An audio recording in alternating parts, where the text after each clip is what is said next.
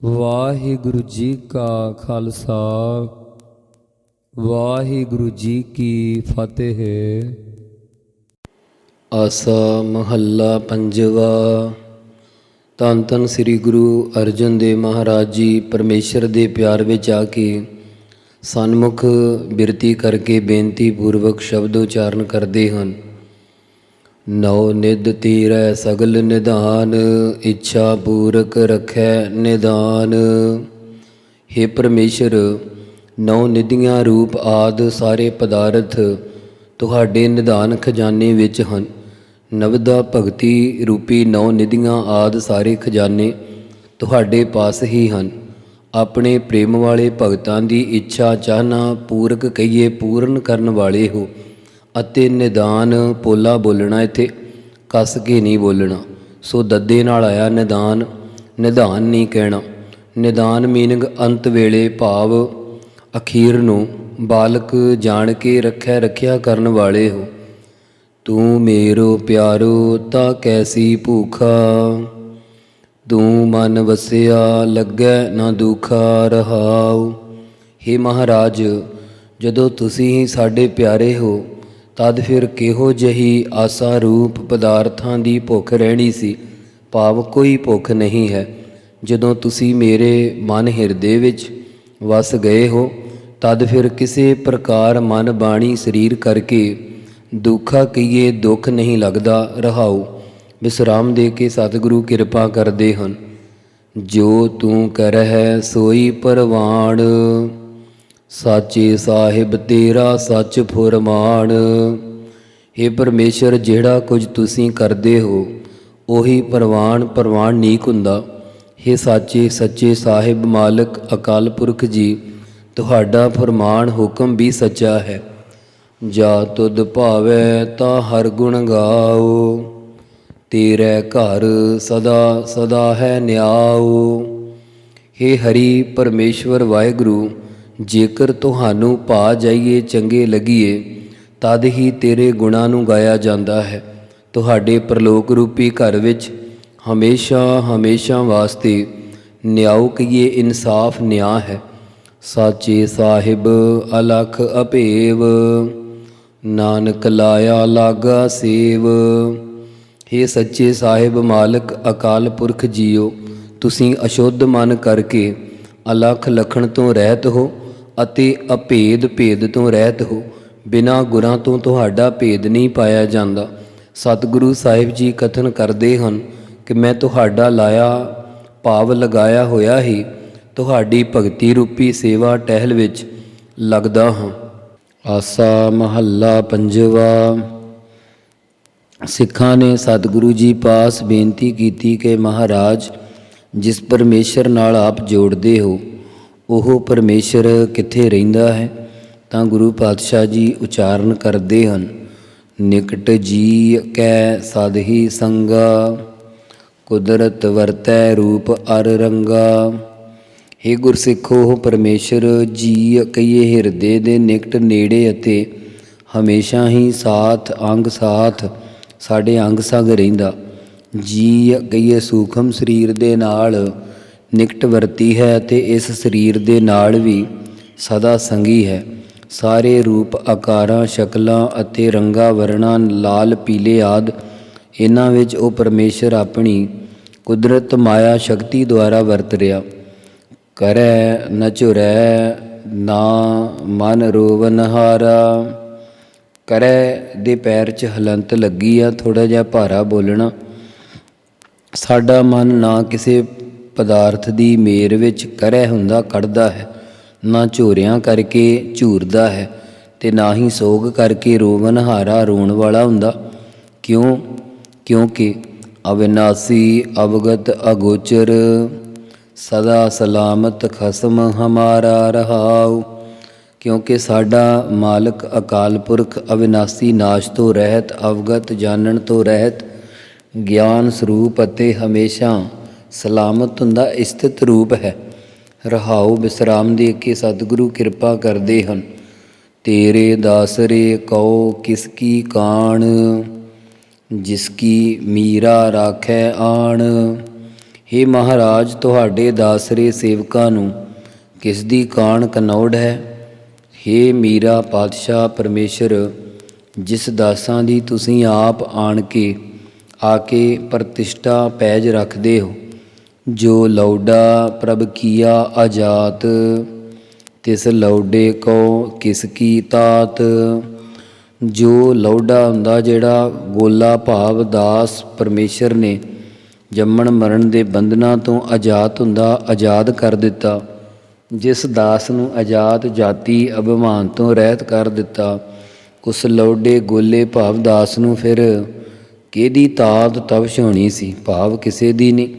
ਉਹ ਕਿਸੇ ਦੇ ਪਦਾਰਥਾਂ ਨੂੰ ਦੇਖ ਕੇ ਚਿੱਤ ਵਿੱਚ ਸੜਦਾ ਨਹੀਂ। ਵੇ ਮੁਹਤਾਜਾ ਵੇ ਪਰਵਾਹ, ਨਾਨਕ ਦਾਸ ਕਹੋ ਗੁਰਵਾਹੁ। ਉਹ ਪਰਮੇਸ਼ਰ ਵੇ ਮੁਹਤਾਜਾ, ਮੁਹਤਾਜਗੀ ਰਹਿਤ ਭਾਵ ਸੁਤੰਤਰ ਅਤੇ ਕਾਣ ਕਨੌੜ ਤੋਂ ਖਾਲੀ ਇੱਛਾ ਰਹਿਤ ਹੈ। ਜੋ ਵੇ ਮੁਹਤਾਜਾ ਸੁਤੰਤਰ ਪਰਮਾਤਮਾ ਹੈ, ਉਸ ਦੇ ਸੇਵਕ ਵੀ ਬੇਪਰਵਾਹ ਹੋ ਜਾਂਦੇ ਆ।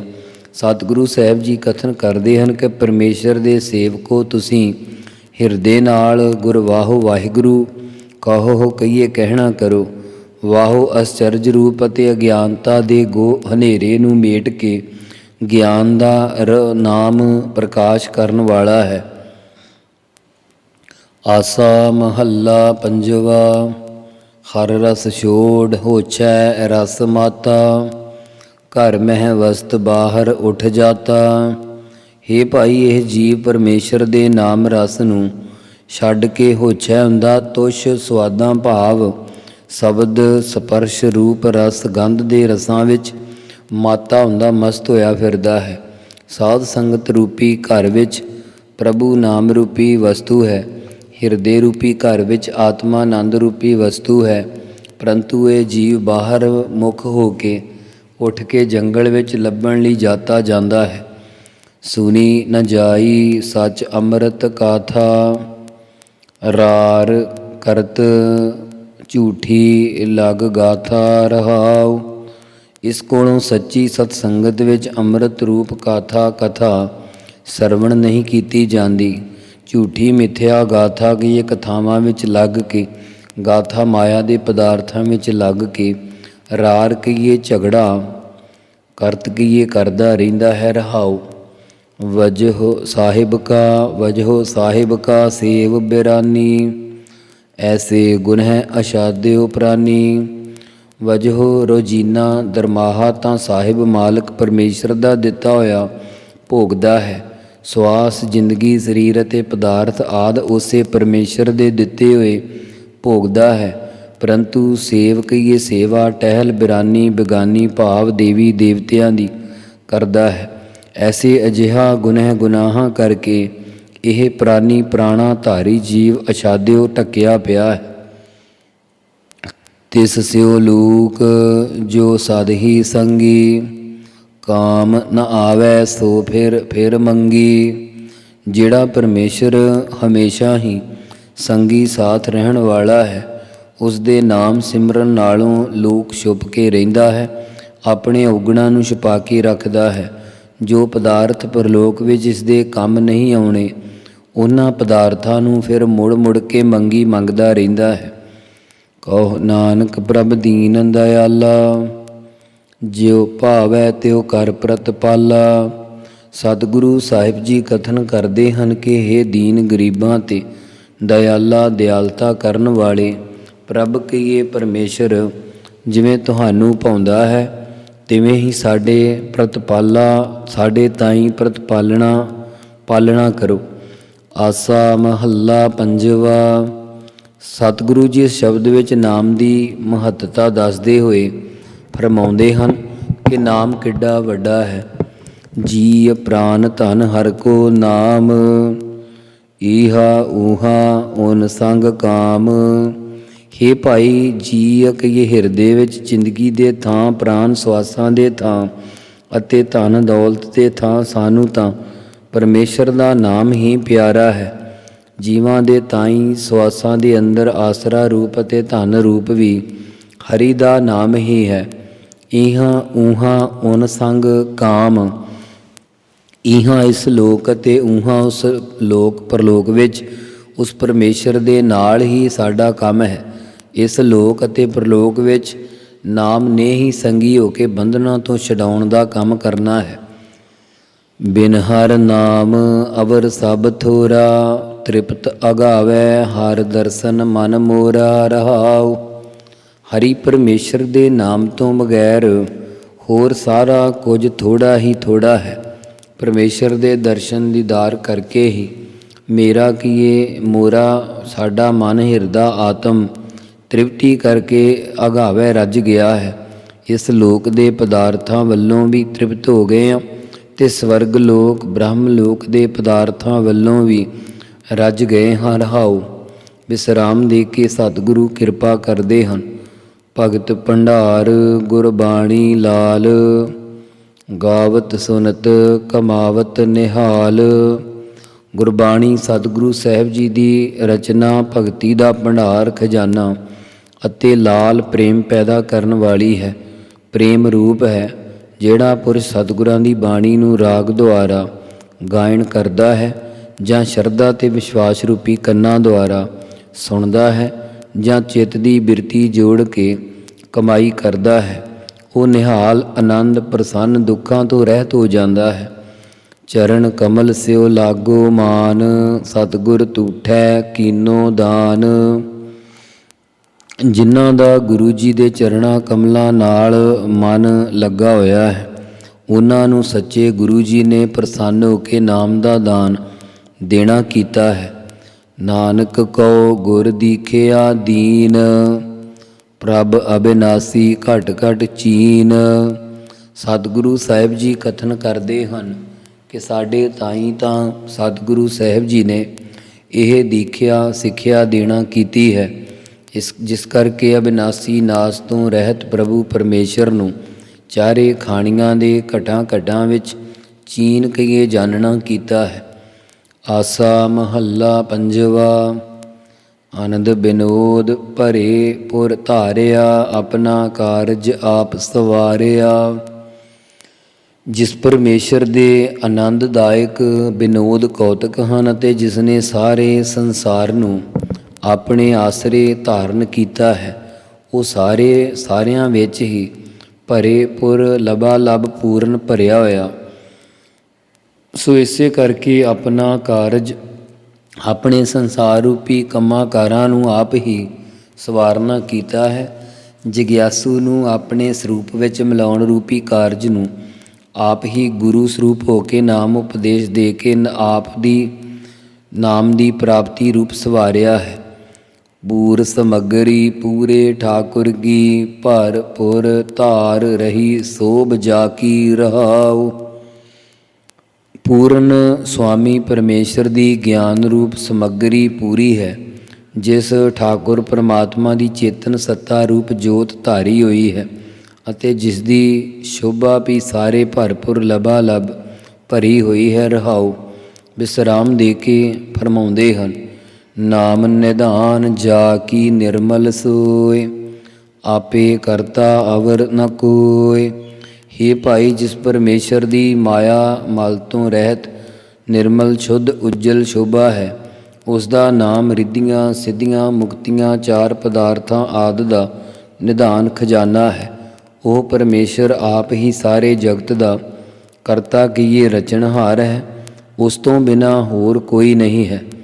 ਜੀ ਜੰਤ ਸਭ ਤਾਕੈ ਹਾਥ, ਰਵ ਰਹਿਆ ਪ੍ਰਭ ਸਭ ਕੈ ਸਾਥ। ਜਿਤਨੇ ਵੀ ਜੀ ਜੰਤ ਵੱਡੇ ਛੋਟੇ ਸਰਬ ਜੀਵ ਪੈਦਾ ਹੋਏ ਆ, ਪੈਦਾ ਕੀਤੇ, ਉਹ ਸਾਰੇ ਹੀ ਉਸ ਪਰਮੇਸ਼ਰ ਦੇ ਹੱਥ ਵਿੱਚ ਰੱਖੇ ਹੋਏ ਆ। ਹੇ ਭਾਈ, ਉਹ ਪ੍ਰਭੂ ਪਰਮੇਸ਼ਰ ਸਾਰਿਆਂ ਦੇ ਸਾਥ ਨਾਲ ਹੀ ਸੰਗੀ ਹੋ ਕੇ ਵਿਆਪਕ ਹੋ ਰਿਹਾ ਹੈ। ਪੂਰਾ ਗੁਰ ਪੂਰੀ ਬਣਤ ਬਣਾਈ, ਨਾਨਕ ਭਗਤ ਮਿਲੀ ਵਡਿਆਈ। ਪੂਰਨ ਸਤਿਗੁਰੂ ਸਾਹਿਬ ਜੀ ਨੇ ਭਾਣਾ ਮੰਨਣ ਲਿਵ ਲਾਉਣ ਹਉਮੈ ਦਾ ਤਿਆਗ ਕਰਾ ਕੇ ਪਰਮੇਸ਼ਰ ਦੀ ਪ੍ਰਾਪਤੀ ਦੀ ਪੂਰੀ ਬਣਤ ਕਹੀਏ ਬਣਤਰ ਬਣਾਵਟ ਬਣਾਉਣਾ ਕੀਤੀ ਹੈ। ਸਤਿਗੁਰੂ ਸਾਹਿਬ ਜੀ ਉਚਾਰਦੇ ਹਨ ਕਿ ਸੇਵਕ ਜਨਾਂ ਨੂੰ ਹੀ ਵਡਿਆਈ ਸ਼ੋਭਾ ਪ੍ਰਾਪਤ ਹੋਈ ਹੈ। ਆਸਾ ਮਹੱਲਾ ਪੰਜਵਾ।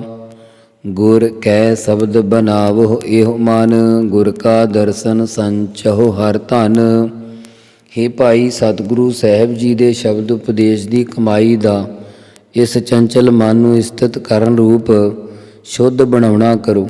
ਸਤਿਗੁਰੂ ਜੀ ਦਾ ਦਰਸ਼ਨ ਦੀਦਾਰ ਕਰਕੇ ਪਰਮੇਸ਼ਰ ਦੇ ਨਾਮ ਰੂਪੀ ਧਨ ਨੂੰ ਹਿਰਦੇ ਵਿੱਚ ਸੰਚੋ ਇਕੱਤਰ ਕਰੋ। ਊਤਮ ਮਤ ਮੇਰਾ ਹਿਰਦੈ ਤੂੰ ਆਓ। ਹੇ ਊਤਮ ਸ੍ਰੇਸ਼ਟ ਮਤ ਬੁੱਧੀ ਭਾਵ ਆਤਮ ਵਸ਼ੈਣੀ ਬੁੱਧੀ, ਤੂੰ ਮੇਰਾ ਸਾਡੇ ਹਿਰਦੇ ਵਿੱਚ ਆਓ ਕਿ ਆ ਕੇ ਪ੍ਰਾਪਤ ਹੋ। ਧਿਆਵੋ ਗਾਵੋ ਗੁਣ ਗੋਵਿੰਦਾ, ਆਤ ਪ੍ਰੀਤਮ ਮੋਹ ਲਾਗੈ ਨਾਉ ਰਹਾਉ। ਜਿਸ ਕਰਕੇ ਮੈਂ ਗੋਵਿੰਦਾ ਪਰਮੇਸ਼ਰ ਦੇ ਗੁਣਾਂ ਨੂੰ ਧਿਆਤਾਕਾਰ ਬਿਰਤੀ ਕਰਕੇ ਧਿਆਉਣਾ ਕਰਾਂ ਅਤੇ ਪ੍ਰੀਤ ਰੂਪ ਰਸਨਾ ਨਾਲ ਗਾਵੋ ਗਾਉਣਾ ਕਰਾਂ। ਮੈਨੂੰ ਪਰਮੇਸ਼ਰ ਦਾ ਨਾਮ ਅਤਿਅੰਤ ਹੀ ਪ੍ਰੀਤਮ ਪਿਆਰਾ ਲੱਗਦਾ ਹੈ। ਰਹਾਉ। ਵਿਸਰਾਮ ਦੇ ਕੇ ਸਤਿਗੁਰੂ ਕਿਰਪਾ ਕਰ ਰਹੇ ਹਨ। ਤ੍ਰਿਪਤ ਅਗਾਵਨ ਸਾਚੈ ਨਾਇ, 68 ਮੱਜਨ ਸੰਤ ਧੂਰਾਏ। ਪਰਮੇਸ਼ਰ ਦੇ ਸੱਚੇ ਨਾਮ ਕਰਕੇ ਇਸ ਲੋਕ ਦੇ ਪਦਾਰਥਾਂ ਵੱਲੋਂ ਵੀ ਤ੍ਰਿਪਤੀ ਹੋ ਗਈ ਹੈ ਅਤੇ ਸਵਰਗ ਬ੍ਰਹਮ ਲੋਕ ਦੇ ਪਦਾਰਥਾਂ ਵੱਲੋਂ ਵੀ ਰੱਜ ਗਏ ਹਾਂ। ਆਤਮ ਤ੍ਰਿਪਤੀ ਕਰਕੇ ਰੱਜ ਗਏ ਹਾਂ। ਸ੍ਰੇਸ਼ਟ ਜਨਾਂ ਦੀ ਚਰਨ ਧੂਰ ਆਏ ਧੂੜ ਵਿੱਚ 68 ਤੀਰਥਾਂ ਦੇ ਪੁਰਬਾਂ ਦਾ ਮੱਜਨ ਕੀਏ ਇਸ਼ਨਾਨ ਹੋ ਜਾਂਦਾ ਹੈ। ਸਭ ਮਹਿ ਜਾਨੋ ਕਰਤਾ ਏਕ, ਸਾਧ ਸੰਗਤ ਮਿਲ ਬੁੱਧ ਬਬੇਕ।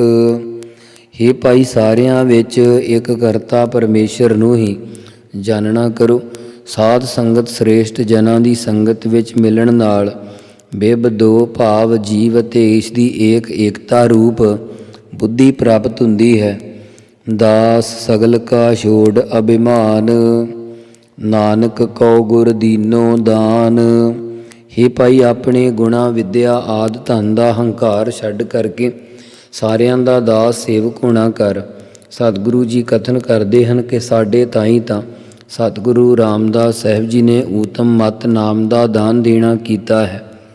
ਆਸਾ ਮਹੱਲਾ ਪੰਜਵਾ। ਬੁੱਧ ਪਰਗਾਸ ਭਈ ਮਤ ਪੂਰੀ, ਤਾਤੇ ਬਿਨਸੀ ਦੁਰਮਤ ਦੂਰੀ। ਜਦੋਂ ਸਤਿਗੁਰਾਂ ਦੀ ਪੂਰਨ ਮਤ ਸਿੱਖਿਆ ਪ੍ਰਾਪਤ ਹੋਈ ਤਾਂ ਬੁੱਧ ਬੁੱਧੀ ਵਿੱਚ ਗਿਆਨ ਦਾ ਪ੍ਰਗਾਸ ਚਾਨਣਾ ਹੋ ਗਿਆ। ਆਤਮ ਵਸ਼ੈਣੀ ਬੁੱਧੀ ਹੋ ਗਈ। ਤਿਸ ਆਤਮ ਵਸ਼ੈਣੀ ਬੁੱਧੀ ਦੁਆਰਾ ਦੁਰਮਤ ਕਹੀਏ ਖੋਟੀ ਮਤ ਦੂਰ ਹੋ ਕੇ ਬਿਨਸੀ ਨਾਸ਼ ਹੋ ਗਈ। ਜੋ ਖੋਟੀ ਮਤ ਪਰਮੇਸ਼ਰ ਤੋਂ ਦੂਰ ਤੇ ਬੇਮੁਖ ਕਰਨ ਵਾਲੀ ਸੀ, ਉਹ ਨਾਸ ਹੋ ਗਈ। ਐਸੀ ਗੁਰਮਤ ਪਾਈ ਅਲੇ। ਹੇ ਭਾਈ, ਅਜਿਹੀ ਗੁਰਾਂ ਦੀ ਸਿੱਖਿਆ ਮਤ ਪ੍ਰਾਪਤ ਕੀਤੀ ਹੈ, ਜਿਸ ਕਰਕੇ ਬੂਡਤ ਘੋਰ ਅੰਧਕੂਪ ਮਹਿ ਨਿਕਸਿਓ ਮੇਰੇ ਭਾਈ ਰੇ ਰਹਾਉ।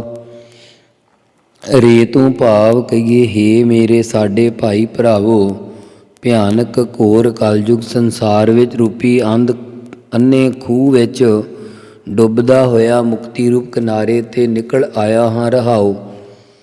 ਵਿਸਰਾਮ ਦੇ ਕੇ ਸਤਿਗੁਰੂ ਕਿਰਪਾ ਕਰਦੇ ਹਨ। ਮਹਾ ਅਗਾਹ ਅਗਨ ਕਾ ਸਾਗਰ, ਗੁਰ ਬੋਹਿਤ ਤਾਰੇ ਰਤਨਾਗਰ। ਜੋ ਤ੍ਰਿਸ਼ਨਾ ਵਿਸ਼ੇ ਕਾਲ ਰੂਪ ਅੱਗ ਦਾ ਸਾਗਰ ਸਮੁੰਦਰ ਭਾਵ ਸੰਸਾਰ ਦਾ ਬਹੁਤ ਅਗਾਹ ਡੂੰਘਾ ਹੈ, ਜਿਸ ਤੋਂ ਤਰਨਾ ਬਹੁਤ ਕਠਿਨ ਹੈ, ਪਰੰਤੂ ਰਤਨਾਗਰ ਰਤਨਾਂ ਦੇ ਆਗਰ ਘਰ ਸਤਿਗੁਰੂ ਸਾਹਿਬ ਜੀ ਜਹਾਜ਼ ਦੀ ਨਿਆਈ ਹੋ ਕੇ ਤਾਰ ਦਿੰਦੇ। ਦੁੱਤਰ ਅੰਧ ਬਿਖਮ ਇਹ ਮਾਇਆ, ਗੁਰ ਪੂਰੈ ਪ੍ਰਗਟ ਮਾਰਗ ਦਿਖਾਇਆ। ਇਹ ਮਾਇਆ ਰੂਪੀ ਨਦੀ ਜੋ ਦੁੱਤਰ ਕਹੀਏ ਤਰਨੀ ਬਹੁਤ ਔਖੀ ਹੈ, ਜਿਸ ਵਿੱਚ ਅਗਿਆਨਤਾ ਦਾ ਹਨੇਰਾ ਹੈ ਅਤੇ ਇਸ ਦੀ ਨਿਵਰਤੀ ਵੀ ਬਹੁਤ ਬਿਖਮ ਕਠਿਨ ਹੈ। ਕਾਮ ਕ੍ਰੋਧ ਆਦਿਕ ਵਿਸ਼ਿਆਂ ਰੂਪ ਲਹਿਰਾਂ ਤੋਂ ਤਰਨਾ ਔਖਾ ਹੈ। ਜੀਵਾਂ ਨੂੰ ਅਗਿਆਨਤਾ ਦਾ ਹਨੇਰਾ ਹੋਣ ਕਰਕੇ ਪੰਜਾਂ ਕੋਸ਼ਾਂ ਰੂਪ ਪਹਾੜੀਆਂ ਵਿੱਚੋਂ ਲੰਘਣਾ ਵੀ ਕਠਿਨ ਹੈ। ਪੂਰਨ ਸਤਿਗੁਰਾਂ ਨੇ ਇਸ ਨਦੀ ਤੋਂ ਤਰਨ ਲਈ ਭਗਤੀ ਗਿਆਨ ਦਾ ਮਾਰਗ ਰਸਤਾ ਪ੍ਰਗਟ ਪ੍ਰਤੱਖ ਕਰਕੇ ਦਿਖਾਉਣਾ ਕੀਤਾ ਹੈ। ਜਾਪ ਤਾਪ ਕਛ ਉਕਤ ਨ ਮੋਰੀ, ਗੁਰ ਨਾਨਕ ਸਰਣਾਗਤ ਤੋਰੀ। ਹੇ ਮਹਾਰਾਜ, ਬਾਣੀ ਕਰਕੇ ਕੋਈ ਜਪ, ਸਰੀਰ ਕਰਕੇ ਕੋਈ ਤਪ ਨਹੀਂ ਕੀਤਾ ਅਤੇ ਨਾ ਹੀ ਇਹਨਾਂ ਵਿੱਚ ਮੇਰੀ ਕੁਝ ਉਕਤ ਬੁੱਧੀ ਹੈ, ਨਾ ਹੀ ਮੇਰੀ ਕੁਝ ਸ਼ਾਸਤਰ ਸਿਮਰਤੀਆਂ ਦੀ ਉਕਤ ਹੁੰਦਾ ਕਥਨ ਕਰਨ ਦੀ ਚਤੁਰਾਈ ਹੈ। ਸ੍ਰੀ ਗੁਰੂ ਅਰਜਨ ਦੇਵ ਜੀ ਕਹਿੰਦੇ ਹਨ ਕਿ ਹੇ ਗੁਰੂ ਨਾਨਕ ਦੇਵ ਸਾਹਿਬ ਜੀ, ਅਸੀਂ ਕੇਵਲ ਤੁਹਾਡੀ ਸ਼ਰਨ ਵਿੱਚ ਆ ਕੇ ਪ੍ਰਾਪਤ ਹੋਏ ਹਾਂ, ਤੁਸੀਂ ਹੀ ਕਿਰਪਾ ਕਰੋ ਜੀ। ਵਾਹਿਗੁਰੂ ਵਾਹਿਗੁਰੂ ਵਾਹਿਗੁਰੂ ਵਾਹਿਗੁਰੂ ਵਾਹਿਗੁਰੂ ਵਾਹਿਗੁਰੂ ਵਾਹਿਗੁਰੂ ਵਾਹਿਗੁਰੂ। ਵਾਹਿਗੁਰੂ ਜੀ ਕਾ ਖਾਲਸਾ, ਵਾਹਿਗੁਰੂ ਜੀ ਕੀ ਫਤਿਹ।